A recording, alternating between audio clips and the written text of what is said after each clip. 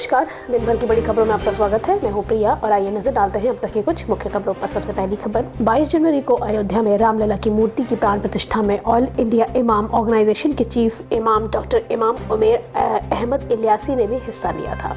VVIP मेहमानों में शामिल डॉक्टर इमाम उमेर अहमद इलियासी के खिलाफ फतवा जारी कर दिया गया है। इमाम ने खुलासे में कहा कि ये फतवा रविवार को जारी किया गया था और राम मंदिर कार्यक्रम के बाद से ही उन्हें धमकी भरने फ़ोन आने शुरू हो गए थे। डॉक्टर इमाम उमेर अहमद ने बताया कि उन्हें इमाम के तौर पर सोमवार को श्री राम जन्मभूमि तीर्थ क्षेत्र की ओर से आमंत्रित किया गया था। उन्होंने खुलासा किया कि 2 दिनों तक विचार करने के बाद देश और सौहार्द के लिए अयोध्या समारोह में शामिल होने का निर्णय लिया। उनके मुताबिक फतवा रविवार को जारी किया गया था और 22 जनवरी की शाम से ही उन्हें धमकी भरे फ़ोन आने शुरू हो गए थे। इस्लामिक धर्मगुरु ने दावा किया कि प्राण प्रतिष्ठा समारोह में भाग लेने के बाद से उन्हें विरोध और धमकियों का सामना करना पड़ रहा है। उन्होंने आगे कहा कि मैंने कुछ कॉल रिकॉर्ड किए हैं जिनमें कॉल करने वालों ने मुझे जान से मारने की धमकियां दी हैं। जो लोग मुझसे और देश से प्यार करते हैं वे मेरा समर्थन करेंगे। जो लोग समारोह में शामिल होने की वजह से मुझसे नफरत करते हैं वे पाकिस्तान चले जाएं। मैंने प्यार का पैगाम दिया है, कोई गुनाह नहीं किया। मैं माफी नहीं मांगूंगा और ना ही इस्तीफा दूंगा। धमकी देने वाले जो चाहे कर सकते हैं। उन्होंने आगे जोर देकर कहा कि यह राष्ट्र प्राथमिकता है। इस नए भारत के चेहरे के रूप में परिभाषित किया गया है जहां मानवता को सबसे बड़ा धर्म माना जाता है। प्राण प्रतिष्ठा समारोह जिसमें रामलला की मूर्ति का अनावरण किया गया था, प्रधानमंत्री नरेंद्र मोदी, आरएसएस प्रमुख मोहन भागवत, उत्तर प्रदेश की राज्यपाल आनंदीबेन पटेल और उत्तर प्रदेश के मुख्यमंत्री योगी आदित्यनाथ भी मौजूद थे। अगली खबर, बंगाल में तृणमूल कांग्रेस के सांसद और पार्टी के राष्ट्रीय महासचिव अभिषेक बनर्जी ने इंडिया गठबंधन में सीट बंटवारे को लेकर एक बड़ा बयान जारी किया है। उन्होंने कांग्रेस पर निशाना साधते हुए कहा कि सीट बंटवारे को लेकर कांग्रेस ने किसी प्रकार की घोषणा नहीं की है। अभिषेक बनर्जी ने आगे कहा कि टीएमसी इंडिया गठबंधन में रहने के लिए तैयार है। हमने कांग्रेस को 31 दिसंबर 2023 तक स्पष्ट करने के लिए कहा था कि वे कौन सी सीट पर चुनाव लड़ने को तैयार है, लेकिन उन्होंने कोई ऐलान नहीं किया। अगर वे सीट घोषित नहीं करना चाहते हैं तो इसके लिए क्या उन्हें मजबूर किया जा सकता है। उन्होंने आगे कहा कि हम पिछले साल जून से ही सीट बंटवारे को लेकर उनसे पूछ रहे हैं, लेकिन अभी तक कुछ भी नहीं हुआ। दिल्ली में आखिरी बैठक हमारी चेयरपर्सन से उन्हें 31 दिसंबर तक निर्णय लेने की समय सीमा दी थी। अगर मार्च में चुनाव होने की घोषणा होनी है और मन में अभी भी इस बात को लेकर संदेह है कि किस सीट पे चुनाव लड़ूं तो ये बहुत ही दुर्भाग्यपूर्ण है।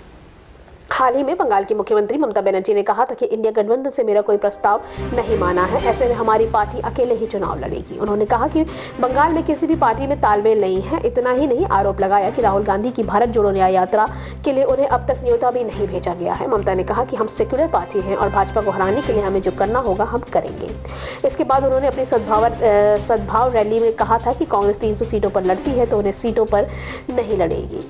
अगली खबर, बिहार में नीतीश कुमार की एनडीए में शामिल होने के बाद बीजेपी पर विपक्षी दलों पर हमला फिलहाल जारी है। शिवसेना के उद्धव ठाकरे वाले सांसद संजय राउत ने एक बार फिर बीजेपी और एनडीए गठबंधन पर हमला बोला है। उन्होंने कहा कि नीतीश कुमार को तोड़ो, शिवसेना को तोड़ो, हेमंत सोरेन पर छापेमारी करो, केजरीवाल पर छापेमारी करो, ये नौटंकी क्यों चल रही है। 400 सीटें क्या, आप 200 सीटें भी पार नहीं कर पाएंगे। आप हारने जा रहे हैं, आपको भगवान राम भी नहीं बचा पाएंगे। संजय राउत ने इससे पहले सोमवार को भी नीतीश कुमार और बीजेपी पर प्रहार किया था। उन्होंने कहा था कि अगर कोई सोचता है कि नीतीश कुमार के जाने से इंडिया गठबंधन में दरार पैदा हो गई है तो ये सहन नहीं है। वास्तव में ऐसे लोग के जाने से संगठन और दृढ़ होगा और इंडिया गठबंधन भी मजबूत होगा। उनके मुताबिक नीतीश कुमार का मतलब बिहार नहीं है। नीतीश कुमार बीजेपी का असली चेहरा नहीं जानते हैं और बीजेपी उन्हें खत्म करने जा रही है।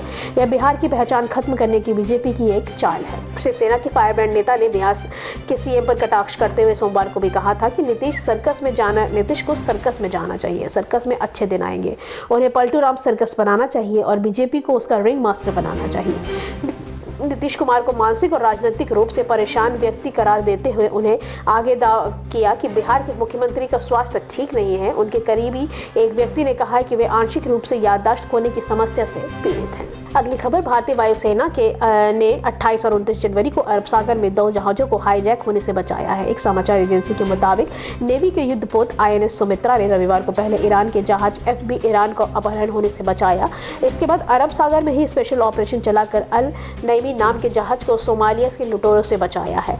इस ऑपरेशन में भारत के मरीन कमांडोज ने हिस्सा लिया था। समाचार एजेंसी के मुताबिक INS सुमित्रा ने दूसरे सफल एंटी पायरेसी ऑपरेशन को अंजाम दिया। इस ऑपरेशन में 19 क्रू मेंबर्स और जहाज को हथियारों से लैस सोमाली समुद्री लुटेरों से बचाया गया है। नौसेना अधिकारियों ने कहा है कि हिंद महासागर क्षेत्र में समुद्री डकैती रोधी अभियानों के तैनात उसके जहाज सभी नाविकों की सुरक्षा के प्रति उसकी प्रतिबद्धता को दर्शाते हैं। यह पहली बार नहीं है कि भारतीय नौसेना ने सोमाली समुद्री डाकुओं की ओर से निशाना बनाए गए मछली पकड़ने वाले जहाजों को छुड़वाया है। इससे पहले भी 5 जनवरी को INS चेन्नई ने सोमालिया के तट से एक जहाज के चालक दल को सफलतापूर्वक छुड़वाया था और उसमें सवार 15 भारतीय नागरिकों को भी बचाया था। 15 भारतीय चालक दल से सदस्यों ने मालवाहक जहाज MV लीला नॉरफॉक को समुद्री डाकुओं से छुड़वाया था। यह अभियान मरीन कमांडो की ओर से चलाया गया था। हाल ही में भारतीय नौसेना ने लगातार होते डाकुओं के हमले पर अरब सेना की निगरानी तेज कर दी है। इस सप्ताह नौसेना ने उत्तर और मध्य अरब में मछली पकड़ने वाले जहाजों और अन्य जहाजों पर सवार उन लोगों की व्यापक जांच करने की बात कही थी। दरअसल इजराइल हमास संघर्ष के बीच लाल सागर में व्यापारिक जहाजों पर हौती आतंकवादियों के बढ़ते हमलों के कारण नौसेना अपनी सतर्कता बढ़ा दी गई है। 23 दिसंबर को 21 भारतीय चालक दल के सदस्यों को ले जा रहे लाइबेरिया के ध्वज वाले MV केम प्लूटो पर भारत के पश्चिमी तट पर एक ड्रोन से हमला भी किया गया था। अगली खबर, ज्ञानव्यापी मस्जिद प्रबंधन समिति व अंजुमन एहतियात मस्जिद ने मस्जिद के वैज्ञानिक अध्ययन और सर्वेक्षण पर भारतीय पुरातत्व सर्वेक्षण की रिपोर्ट को एक झूठी कहानी स्थापित करने का प्रयास करार दिया है।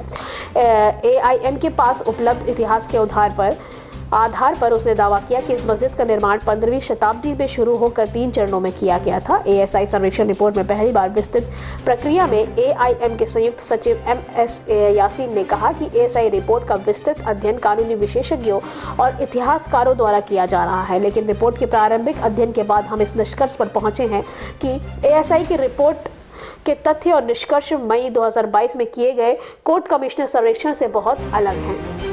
वैज्ञानिक अध्ययन के नाम पर झूठी कहानी गढ़ने का एक प्रयास किया जा रहा है। उन्होंने आगे भी कहा कि हमारे पास उपलब्ध इतिहास के अनुसार जौनपुर के एक अमीर आदमी शेख सुलेमानी मुहद्दिसीन ने 804-42 हिजरी के बीच ज्ञानव्यापी की एक खुली जमीन पर मस्जिद का निर्माण करवाया था। इसके बाद मुगल सम्राट अकबर ने दीन इलाही के दर्शन के अनुसार मस्जिद का विस्तार शुरू किया और पश्चिम दीवार के खंडहर उसी निर्माण का हिस्सा है। उन्होंने आगे कहा कि औरंगजेब ने 17वीं शताब्दी में विस्तार से सुनिश्चित किया। उन्होंने आगे कहा कि इतिहास का स्पष्ट करने के लिए पर्याप्त है कि मस्जिद औरंगजेब से पहले ही अस्तित्व में थी और इसका निर्माण और विस्तार 3 चरणों में किया गया था। यासीन ने सवाल किया कि ये कैसे दावा किया जा सकता है कि ये एक भव्य हिंदू मंदिर ही था। वाराणसी में भी बौद्धों का एक प्रमुख केंद्र रहा है और शंकराचार्य के आगमन के बाद बौद्धों को यहाँ से पलायन करने के लिए मजबूर होना पड़ा था। अगली खबर, झारखंड में कथित भूमि धोखाधड़ी से जुड़े मनी लॉन्ड्रिंग के मामले में मुख्यमंत्री हेमंत सोरेन की मुश्किलें बढ़ती चली जा रही है। केंद्रीय एजेंसी ED उनका बयान दर्ज करने के लिए उन्हें ढूंढ रही है। इस बीच मुख्यमंत्री सोरेन ने ED को पत्र लिखकर राजनीतिक एजेंडे के तहत कार्रवाई करने का आरोप भी लगाया है। इसके साथ ही झारखंड मुक्ति मोर्चा ने अपने और गठबंधन के विधायकों से राज्य में ही रहने के लिए कहा है। झारखंड मुक्ति मोर्चा महासचिव और प्रवक्ता विनोद कुमार पांडे ने PTI से कहा कि मौजूदा राजनीतिक स्थिति को देखते हुए सत्तारूढ़ गठबंधन के सभी विधायकों को रांची में रहने का निर्देश दिया गया है। झामुमो, कांग्रेस और RJD सत्तारूढ़ गठबंधन के सदस्य दल हैं। झारखंड के मुख्यमंत्री ने ED को भेजे पत्र में लिखा कि आप अच्छी तरह से जानते हैं कि विधानसभा का बजट सत्र 2 और 29 फरवरी के बीच है और अन्य पूर्व निर्धारित व्यवस्थाओं के अलावा उसी की तैयारी में व्यस्त रहेंगे। इन परिस्थितियों में 31 जनवरी 2024 को या उससे पहले एक और बयान दर्ज कराने का आपका आग्रह दुर्भावपूर्ण है।